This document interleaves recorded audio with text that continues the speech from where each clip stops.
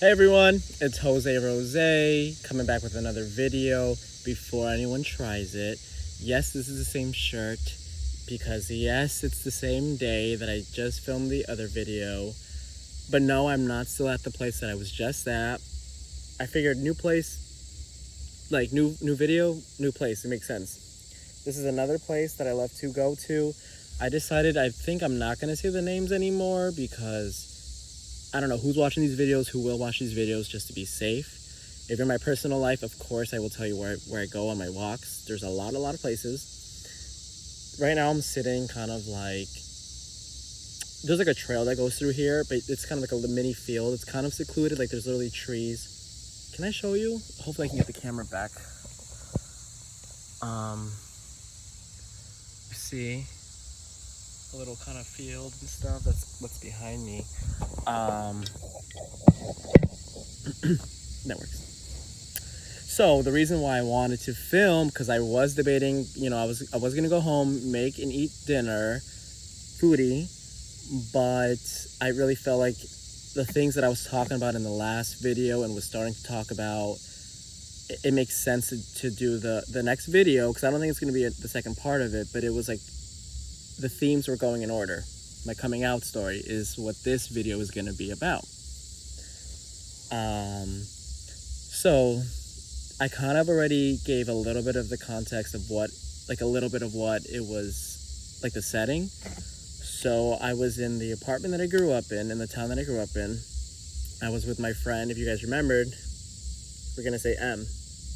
She was with me, but instead of just saying the quick story, I'm gonna say kind of what it felt like to come to terms with my sexuality first. If I move around a lot, it's really hot and like I just get fidgety. Maybe it's ADHD too, I don't know. But growing up, I did quickly, apart from the trauma, of course, I did quickly start to realize that I was different in another way. I did struggle with my identity as Hispanic, boy, and then now man, growing up in the US, growing up in the town that I told you, and then we'll say New Jersey to be safe. But that's going to be a different video. This is just going to be in terms of my sexuality and coming out. So that's what we're going to focus on. So I did quickly start to realize that I was not really acting like what the other boys were. I wasn't really interested in the things that the other boys would be interested in. And not to say that this has to do with being feminine or just not being so macho, but I liked things more like action figures, not necessarily like G.I. Joe or like, soldiers. I just liked what I liked. Details don't matter at this point for this story, in this video. But I started to realize that I was different, and early on, I didn't necessarily at first understand what being gay was or, queer. But I do know that I just kept getting called like a faggot.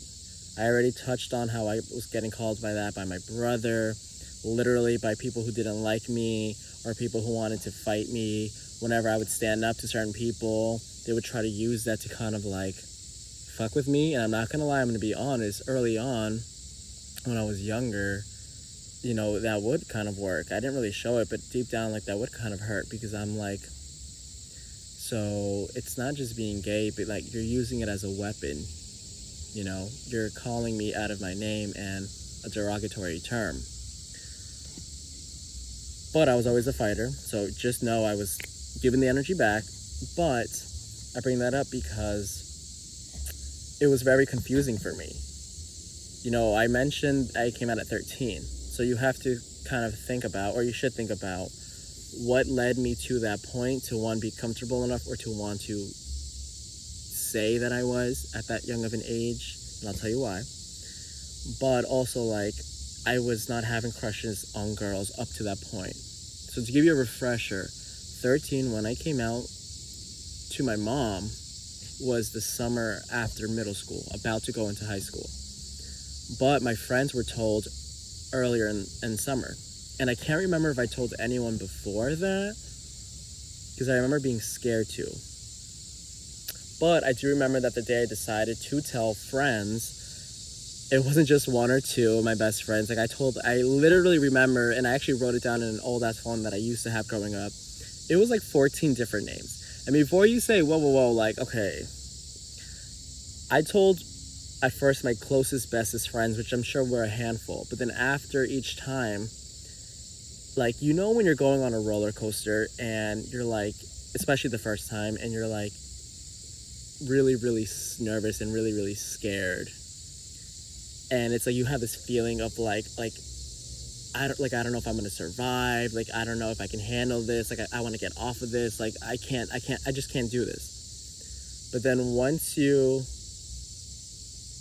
and it's like leading up to the drop, like it just gets more intense and you're like freaking out. But then once you hit that drop, and also like pretty much the end of it and the rest of the ride, where you kind of go from like being super fearful to like, whoa, that's what it was like. It wasn't that bad, or it wasn't as scary as I thought it was going to be, and it's over. It's, you know, you feel good. You're almost like, can I go back on that ride? Like, let's go back in line now. I'm visual, so I'm going to do a lot of things like that. That's what it felt like. So I remember telling, and I think one of the first people I told, it was either N, who was a boy, and then B were the two main ones, because N I grew up with. Like, he was my best friend, like my first, not that it's like a gender thing, but just to be detailed, he was my male best friend, and like my OG, like the one that we hung out a lot and like the bond was really strong. Well, I also talked about the mom, like the I'm the godfather of her son, but that's different. We really grew up like since pre-K, like that was really, and we were bad together. We'll talk about her another time though. But he was one of my best friends. And then there was another one, B. So again, I told both of them.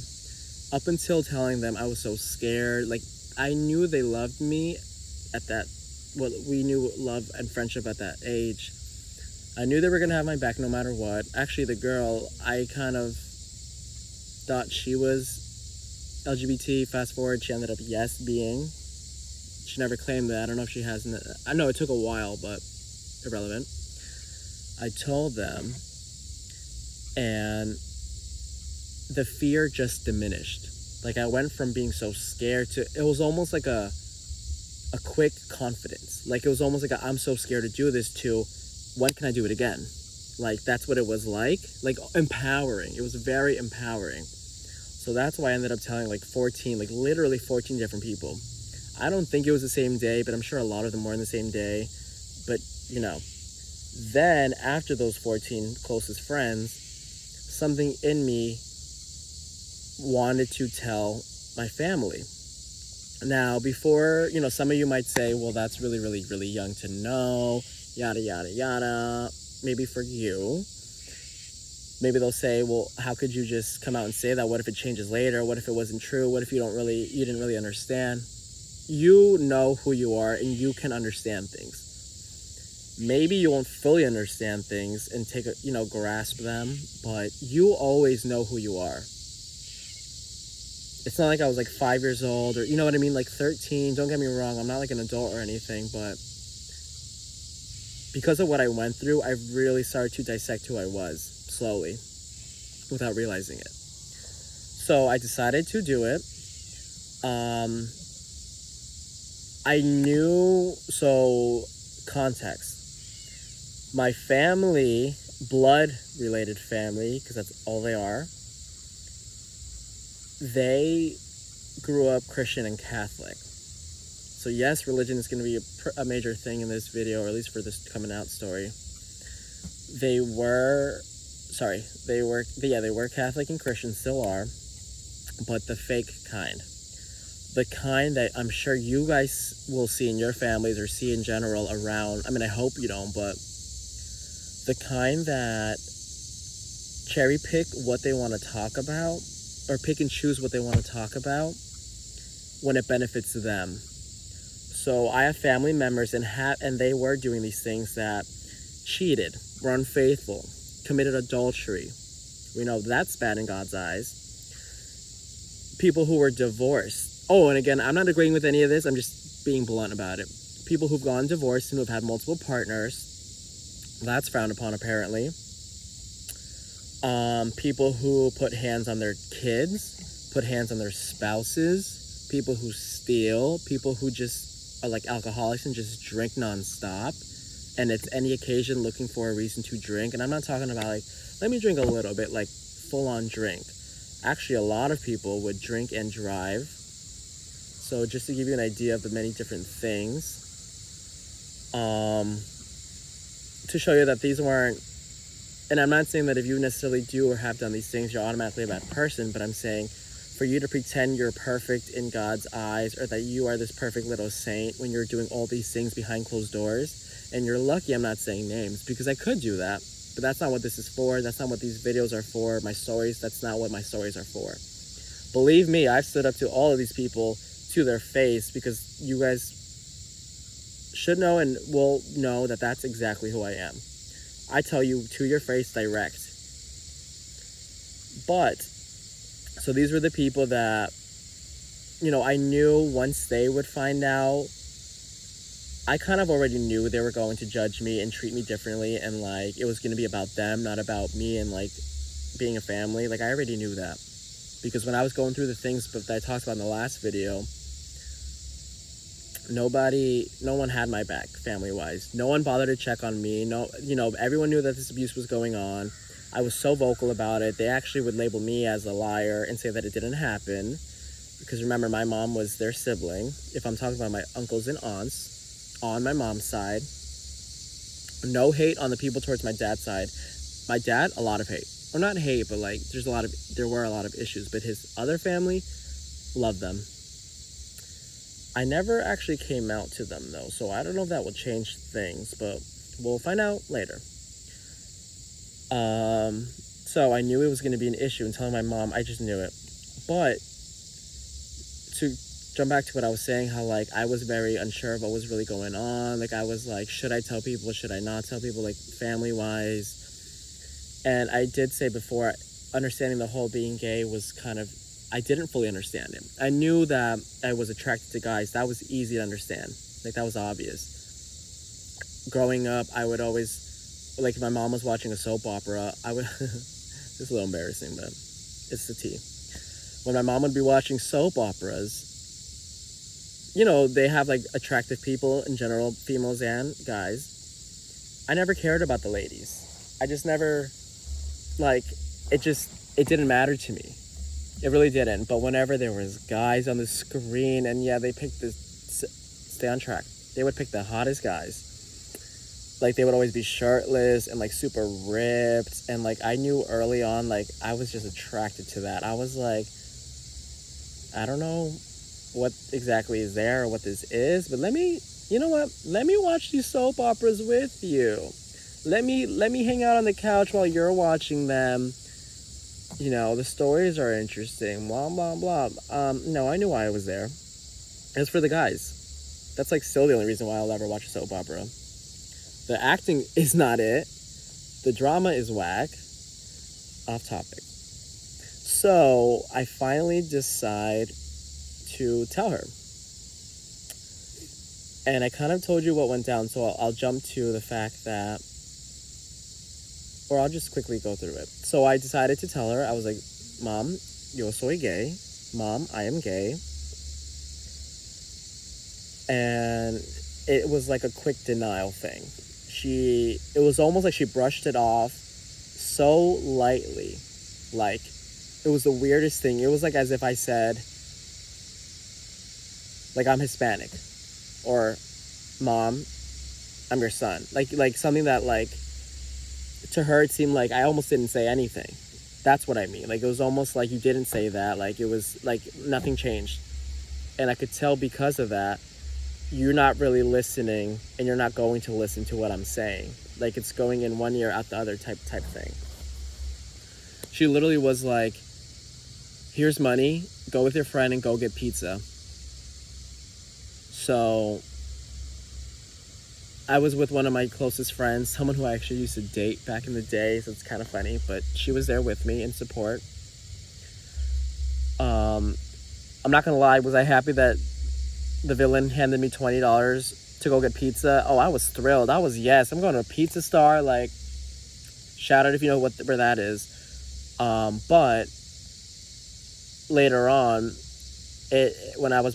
especially when I was alone, like that hurt. It really, really hurt. I felt like I'm going through something that it's scary for me. It's new to me. I'm just learning to own and to want to own that part. And I would have thought, yes, there was a lot of abuse. And, but remember, at this age, when I was 13, it wasn't oh, my mom was very, very bad for me because I'm young. That is the only love I knew at the time. Did I know we would fight and that things were issues? Yes. But these were the role models I had around me. This was the only type of love I knew. This was the only type of love, because it wasn't love, that I was being given, which was literally disrespect, being controlled, a lot of shit. But a major kind of motivator that pushed me to want to tell people in general, and especially to tell my family, even when I was unsure and knew kind of what was going to come to me, was because, and this is how my brain works, so you guys can get a visual or representation of how it works. Me telling people was a way for me to kind of push myself out of the closet. It was uncomfortable for me. It was the most terrifying thing I could ever and probably have ever done in my life. But it was a way for me to say, this is who it was kind of like I was putting a stamp. I was claiming who I was. Not to say that I said I was gay, so now I'm gay. Not like that, but a stamp on. This was kind of my voice starting to be built, to be created, to be strengthened. Shout out to you, throat chakra. I didn't know this was a lot of you in the progress. If you're spiritual, you know what I'm talking about. But that's a really big motivator of why I wanted to do that. Fast forward, you guys already know, or if you haven't watched the videos before this, you already know the abuse, the mental, emotional, physical, religious abuse that I went through. But at this point, I was 13, and then obviously after that, I was getting older. The abuse wasn't so much me being afraid, but this was abuse that was, I want to say it wasn't more traumatizing, but it was worse. I know that's kind of complicated, and you're probably like, well, what? But because I wasn't a kid anymore. So you couldn't really intimidate me. But you can start now saying really fucked up things. Oh, actually, I forgot to tell you guys this. It just came back. So around the time that I did come out to my mom, she would say things to me. Remember, I was 13 years old. She would say things to me like I was going to die of AIDS, that, oh, you're just going to be someone who sleeps around the street with men. You're going to catch a lot of diseases. Were you touched? Oh my God, if anyone has come out, okay, if people have been sexually, abused, assaulted, trigger warning. If you have, this is nothing against you, and literally, I feel really, really bad, and please seek out help. Please seek out resources. You cannot do it alone. If I had the number right now, I would, maybe in the description I can put it for the video, but seek help. But what I'm talking about is, there's a lot of people who come to terms with their sexuality, and family and friends and people use that against you. Oh, you must have been touched. Oh, you were automatically abused. Someone, was doing things to you. If someone comes out to you, if you don't know how to handle it, or if you're not mature enough, that was a weird fly. You know what? Time out. Sorry. This is bug spray. I put some on, but I don't play. Okay. Oops. Okay. If someone's coming out to you, do not freaking say that to them. If you're coming at a concerned role model, like as a concerned person, and you really want to make sure that nothing happened to them, that's one thing. But be careful with your words and kind of allow them to say it, but do not just use that against somebody, because that is really, really fucked up. Just because someone is strong enough to want to and come to terms with who they are does not mean something caused it. Being gay, being lesbian, being LGBT, being non-gender conforming, there is nothing wrong with you. Everything that's in that realm. I can't even name everything if I wanted to. The whole alphabet that's in the LGBT, like, you know what I mean? There is nothing wrong with you. You are not confused. You do not need help. You do not need toxic people telling you who to be and how to be. No. Now, I'm going to be honest. In my opinion, can you be like 5 years old or like 6 years old or something, or in my opinion, should you be able to say like, oh, I'm gay right now, or you know what I mean? I really truly think no. Now, do I think at that age there are signs that kind of give it away, or that you kind of know that you like different things? Absolutely, I believe in that.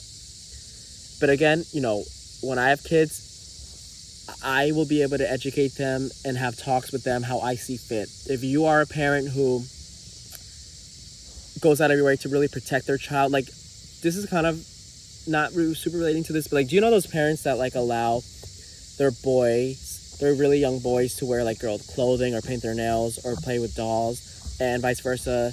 Parents who allow young girls to play with, I'm just making shit up, not to be sexist or nothing, but who play with trucks, just to be easy with it, play with trucks or more masculine type of things. I think you're amazing parents. If you guys thought I was going to say something fucked up, you're wrong. I think those are incredible, powerful parents. Because for you to allow your child, remember, there is no boy, there is no girl, there is no boys do this, girls do this. No. There's feminine and masculine. That has to do with energy. That has to do with that I believe in. That is real. But if you're one of those parents that kind of if you're just so supportive that you allow your child to, like, you deserve the biggest pat on your back, like, I don't think you even realize. Because you know how many parents say, oh, my boy needs to do this, my boy has to like this, my girl needs to play with this, my girl needs to talk about this. But those are the fucked up parents. Because your kids should be kids. They should be allowed to express themselves. Now, should you be someone who like has a boy or whatever kind of gender, and then you're forcing them to like something, okay, that's wrong too. It has to let it flow. Kids know what they like, and if a kid, whatever gender, likes to paint their nails, let them. If they want to play with dolls, let them. Just because you're doing that does not mean they're going to grow up to be gay or any of the LGBTs. Not that that's a bad thing, because if they do, then they do. But you have to think about allowing kids to play with certain things or thinking about certain things is not going to just change them. That makes no sense. Because if that's true, examples of people who are forced to like things that are traditionally or were traditionally boys and girls, why did they turn out gay? I was forced to be super macho to like certain things. I turned out gay. I don't have the actual statistics for this, but most couples are like typically heterosexual. So think about it. How does it even make sense that there are gay kids growing up in heterosexual couples if it was a thing that like was learned? That makes no sense. You would have parents that are heterosexual. You would see that dynamic, and if it was something that was like a learned type thing, why wouldn't you be an exact image of what you see?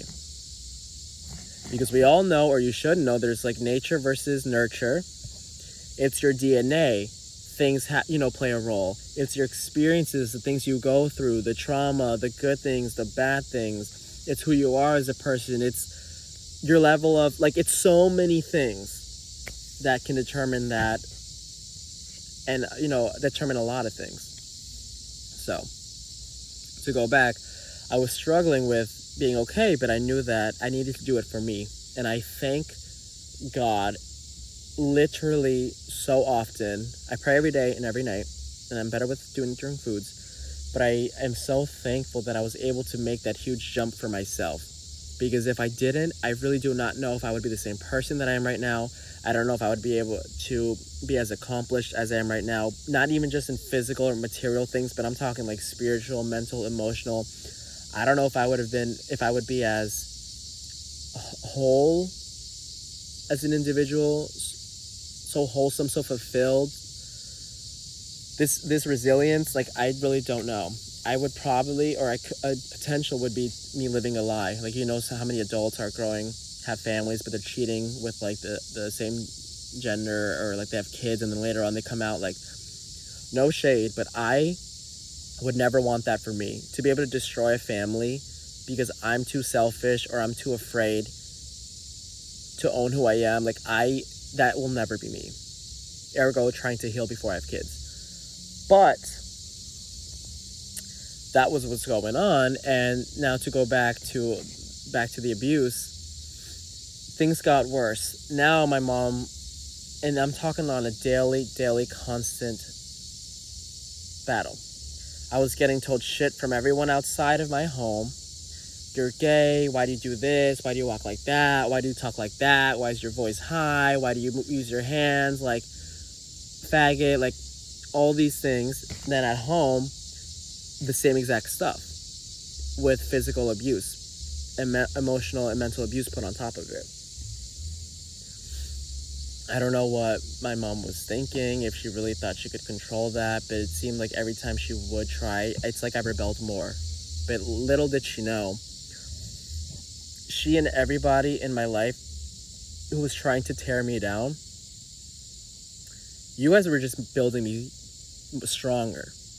You guys were just pushing me closer and closer to knowing and fully believing in myself, in my worth, in my own potential. So you thought you were doing something. And yeah, don't get me wrong, it did take majority of my life. Like, I want to say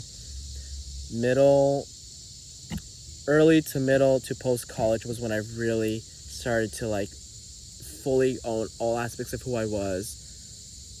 Really, like, you can't tell me anything. Now you cannot tell me anything. I am myself everywhere I go. It doesn't matter who I come into contact with. If I want to talk about boys, if I want to talk about this, if I want to talk about that, I'm doing it because I don't care. And if you want to try to bottle me up, if you want to try to shut me up, if you're afraid of how vocal I am and how transparent and authentic I am, if it intimidates you, how much my character means more than what you have to offer, that's a personal problem and not one that I'm interested in. Go seek help away from me. Or if not, I will tell you about yourself. But I'm so thankful that happened, because honestly, before I was able to unpack my trauma, before I was able to reflect on all that, being gay was honestly the pinnacle, the catalyst, the thing that literally set me off on this journey. Me being afraid to me owning this part of me was the part that even helped me come to terms with just being Hispanic and like what seemed to me like a white world. Like, there's so many layers to this. There's, if anyone is really unfamiliar, there's something called intersectionality, which basically means there's topics, there's things you go through, there's identity, like everything is connected. Like, there's so many things connected. And to give you a visual, it's almost like a Rubik's Cube, right? But kind of like, instead of just the typical one you see that are just cubes, it's kind of like a Rubik's Cube, but imagine like a lot of lines, like a ball of energy and a lot of lines coming through it. This has to do with that has to do with this. Like, to be able to own and be confident to the full extent, in my opinion, of who you are, you kind of have to go through levels of unpacking everything. Because if you ever miss something, there's a loose end. You can't fully grasp, like, to give you an example, if you grew up being a certain nationality, because there's only the human race, a specific nationality, or growing up from somewhere, but then you're also LGBT, but then you also grow up poor. These are things that have to do with me. That's why I'm talking about them. You can't really own one fully and own yourself fully without beating all the levels and tying them together. So, if for anyone out there who is struggling with their identity, whether it is having to do with the LGBT community, whether it has to do with, you feel like you're being whitewashed, or that you don't want to lose your culture, or you feel like you can't really be yourself as a female or as a feminine female, I'll say, because guys are telling you and your parents or whatever telling you, sit still, sit pretty, don't be vocal, don't talk back, listen to whoever's talking to you if there's a man in the room. Have you guys ever heard or seen parents or just people in general who have the audacity to tell females how to act and how not to act and what's manly or what's feminine like? I don't know about y'all, but I want to punch a hole through their head. I'm not trying to be too aggressive, but I just need to give you a visual of how utterly despicable and annoying and trashy that is. And vice versa, telling a guy, you have to you can't talk about your emotions, you have to pretend you're fine always, there's no crying, you can't be a little, you can't cry. That is so toxic, and I just wish we were all able to band together and just throw that out the window, because you don't know what kind of damage that does, not only to your own families and to the people around you, but to society as a collective. That is so damaging, and you don't know how much that keeps us trapped. So if you do that, stop. Don't do that anymore. Or at least try. And if you want to be better, I respect you just for coming to that conclusion, but keep putting in the work. So I come out. I'm struggling with my identity, but I'm kind of slowly owning it. My mom is telling me if I'm wearing something that, don't wear that, why you dress like that. Give you an example. You guys know those shirts that kind of it's longer in the front? It kind of goes like this. I don't know why, but it reminds me of the things that punk rock and skaters kind of used to wear, where it's longer a little bit in the front and the back, and it's kind of like that. It was just a style thing. My mom was like, why are you wearing a dress? And I'm like, I was so taken aback and confused. I was like, one, are you an idiot? And yeah, I'm very blunt. I'm like, what are you talking about, a dress? I know that one brain cell is working real hard to be able to think. Yes, that's being petty, and I'm okay with that. But one, why are you telling me what I can and cannot wear? And two, bitch, if I want to put a dress on, honestly, I should have gone out that day and I should have bought a dress and should have just fucking started wearing dresses, because who the fuck are you to tell me what I can and cannot? Did you pay for the shirt? No. You know the song by Bad Bunny? Shout out to you. I love you. Yo visto así. His words, his lyrics are, you're not paying for it, so what the fuck does it matter to you? Now, is that our exact translation? I don't know, but it's my translation, and that is what he's saying. If you're not paying for it, what the fuck does it matter to you? If you don't like the way I am, the way I move, the way I'm doing things, you don't need to pay attention. You should be focusing on you anyways. I was going through that. My mom would tell me, why are you talking like that? Why you move your hands like this? Why you move your hands like that? And I'm going to be honest, early on, that was taking a toll on me. That was fucking eating me alive.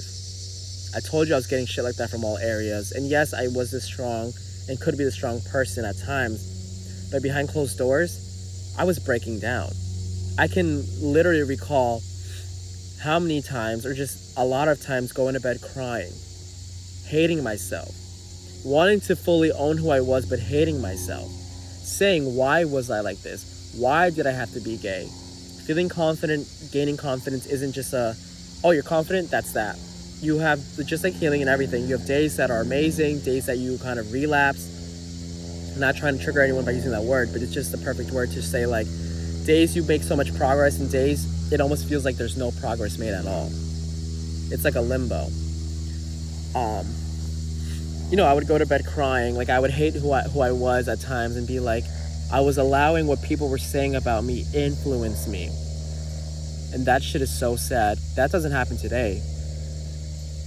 But I'm saying, as a kid, that shit was taking a toll on me. I almost was like, maybe I shouldn't have told her or them at all. Like, maybe I should have just... To tell you the truth, I'm glad, because I don't even know how many LGBT people are in my family. There's definitely nobody like me, and how vocal and how, like, against racism I am, against sexism I am, against misogyny, against ageism. Like, there is literally nobody in my family who is like that. Especially who's as vocal and who's always been a fighter for the underdog like I am. This is not to gloat. It's not to come off arrogant.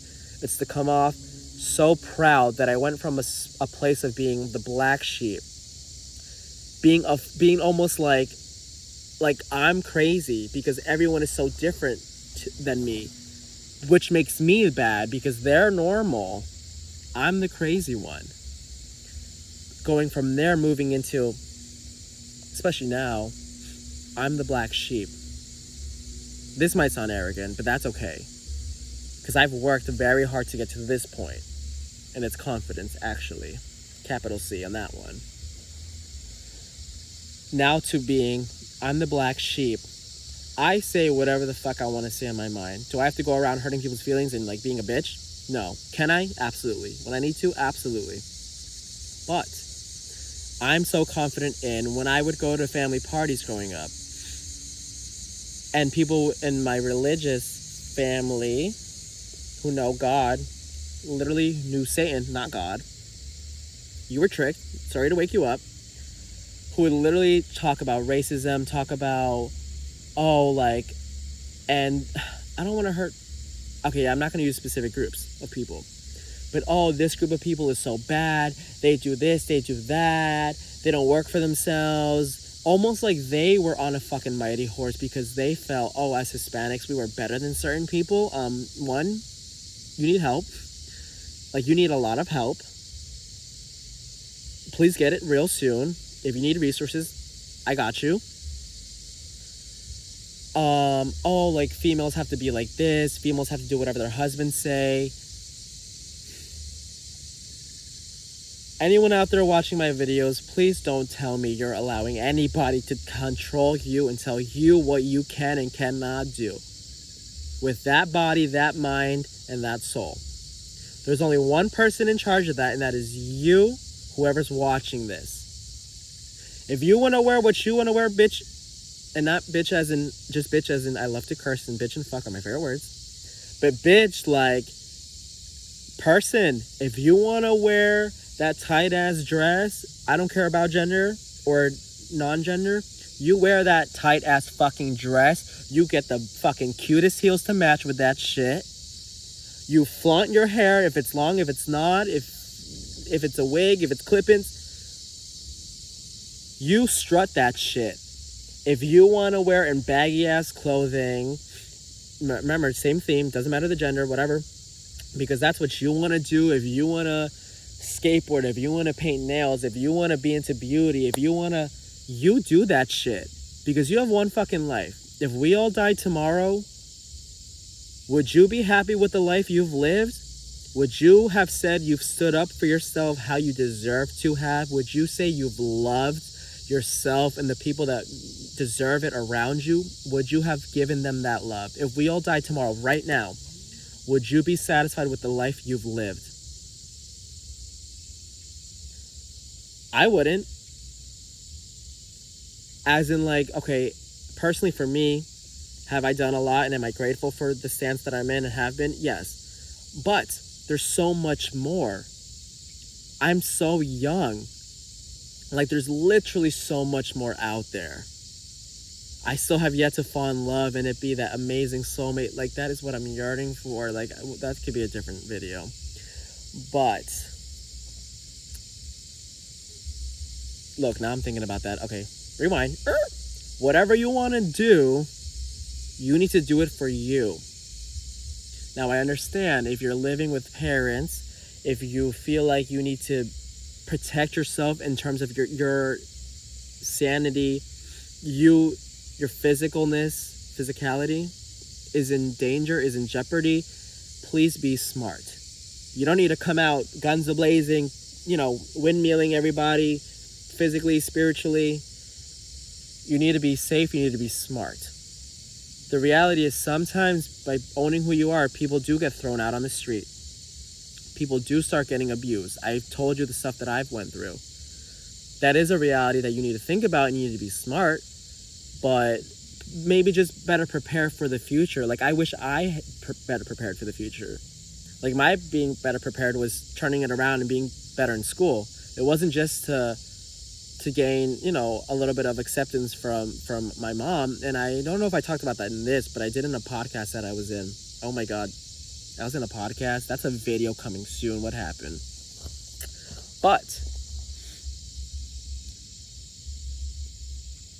you just cannot give up on yourself. You can. You cannot. If you need to better prepare yourself and think like, okay, there might be issues with owning who I am. I might get kicked out. I don't know.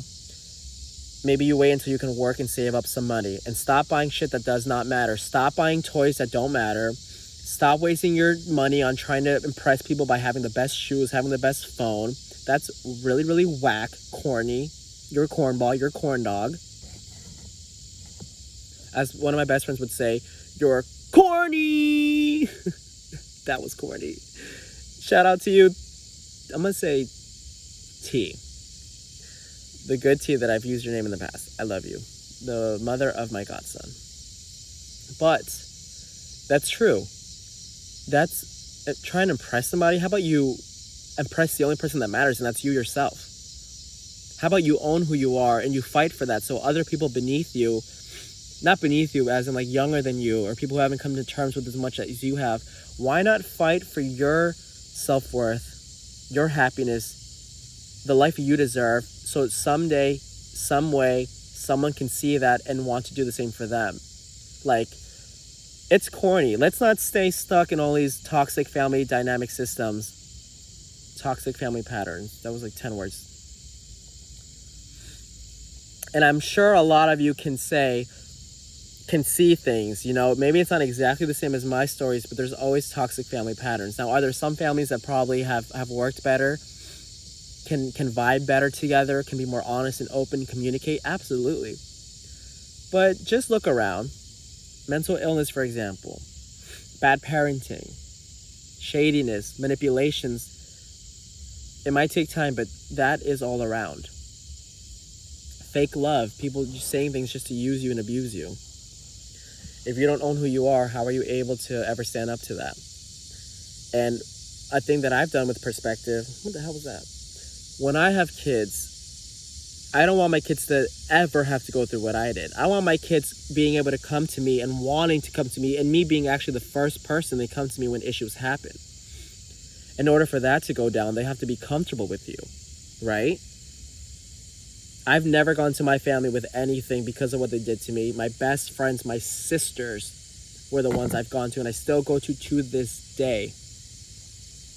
To this day. It doesn't matter what it is, they're the ones I go to. So if you are actually serious about having kids and having a good life and a good family, and if you want to be that parent that's proud and who fights for their family and their children, start right now. Start with you. Because if you grow up loving yourself unapologetically, doing what you got to do for you, I bet you're going to thrive way more. I bet you're going to be satisfied with the life you've built. And I guarantee you, your kids will grow up with better morals, knowing better, wanting to be better, fighting for justice, you know, standing up to injustice. That's the world we should want to create together. Do you want people to go through racism the way you have? Misogyny the way you have? Do you really want, just examples, a man to tell your daughter what she can and cannot do? Do you really want a man to put, or whatever gender, to put their hands on your child and your child to just be quiet and to take that? Do you want that? Do you want your kids to be pushed into wanting to try and get stuck in drugs because they can't come to you like they're supposed to be able to? Do you want your kid to go to sleep crying every night and remembering just the trauma and all the pain they went through? Because if you do, click off my video and don't follow me anymore, honestly. And that might be like, but no. Now, you don't have to be perfect, and you don't have to like, oh, like everything's gonna be amazing by tomorrow and that's that. No. And it's okay if you have slip ups, and it's okay if you've done or said things that are fucked up, and it's okay if now you realize, oh shit, I have done that, or I am doing that, or, but just be honest with it and just strive to be better. No one's perfect. It's annoying, but you know that saying that what was it, Rome wasn't built in one night or whatever? I don't know, something like that. But like, it takes time. I keep saying it, I'm still healing, I'm not perfect. You can see how when I'm getting feisty, like I get feisty, you know? I'm not exactly where I wish I was, but I'm proud I'm proud as fuck at my progress and where I am and where I'm going and where I've come from and what I've overcame, the resilience I've built. It didn't just get handed to me on a silver platter. I didn't just one day wake up and I'm like, you know what? I'm gonna own who I am. And if you're like that, congrats, you deserve an applause, and I love that for you, and I'm a little jealous because I wish I could have done that sooner, and like, but adversity isn't always necessarily giving you problems. Think about adversity as kind of like tests. What did this do to you? What did you learn from this? What could you have done better, and can you do better next time? Use it to motivate to be better. You don't have to just get stuck in the dysfunctional way of thinking and being and say, you know what? I got shit handed to me on a platter, and that's that. Now, if you give up, that's whack, that's corny, and it's on you. But something inside of you, and I hope, at least if it's with my videos or just in general, I hope something inside of you wants to strive to be better and to do better. For you and for everyone around you. Maybe the world could be a way better place if we all actually took the time to do this. Maybe you would see people not going crazy just with COVID alone. Oh my God, COVID can be a video on its own. But you see, I know you guys see, and if you don't know, and if you're living in a bubble of this is perfect and it's always rainbows, and you gotta wake up. Now, do you have to go to the other extreme and say, damn, like life is horrible and like everything is bad and it's never gonna get better? Like, no, that's obviously not good either. But I think we should all have a level of realism in us, and we should strive to be aware, to be awake, to be woke, as a youngin say it. That like, instead of just going with everything and saying things are fucked up, that's that, why don't we fight together? You know what I mean? Okay, as you could tell, activism, being outspoken, going against the grain, fighting injustice, that shit is another passion of mine. I literally went from coming out to this. It's connected, and I hope you guys can see how they are. But if not, it's okay. I'm owning who I am. This is how my brain works. It can, you know, this is what my process goes through. Like, if you think this is a lot, imagine what it's like in here. But I'm grateful now because it helps me. It's helped with the resilience. I don't want to put too much on you guys. Remember, if your children or if your friend, if a family member, if someone you care about is coming to you with coming out, with anything, struggling with identity, if you actually care about them and want to continue to show them and want to care for them, don't judge them. Honestly, don't even say anything.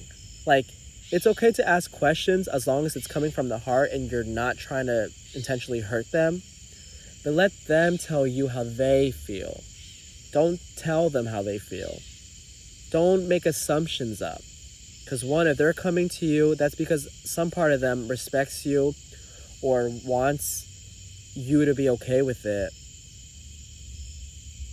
And you should show them the love and affection you claim you have for them or want to have for them. Just love them. Because there's nothing wrong with them. If you're being evil, there's something wrong with you, though. If you have children, if you want to have children, whatever you get, whether they have disabilities, whether they are they look different than you, whether they have this disease, that disease, whether they're struggling with mental illness, for example, like whether they have schizophrenia. That's just something that actually has, like I have a cousin who has schizophrenia, off of the dad's side though. So, but just a, I don't know why I threw that detail in there, but I did. Just love your kids how they are. Kids are meant to be kids. There's so much pressure on them already. Should you strive to help them be the best? Yes, but kids deserve to be kids. You'll go farther in helping them grow and be better with showing love and affection and real protection than trying to control them, manipulate them, trying to force them to fit into your box. You lived your life, and if you haven't been able to do everything you wanted, that's your fault, that's on you. Now it's time for them to live theirs. Of course, don't let kids do random crazy shit at a young age, but as they're fighting for their independence, as they're striving to know who they are, let them. If you want to keep them safe, it's better to let them be them and come to you and feel secure and safe than to go behind your back and do crazy shit. On that note, I love you guys. I see you. I appreciate you. And just on to the next one. It's been real.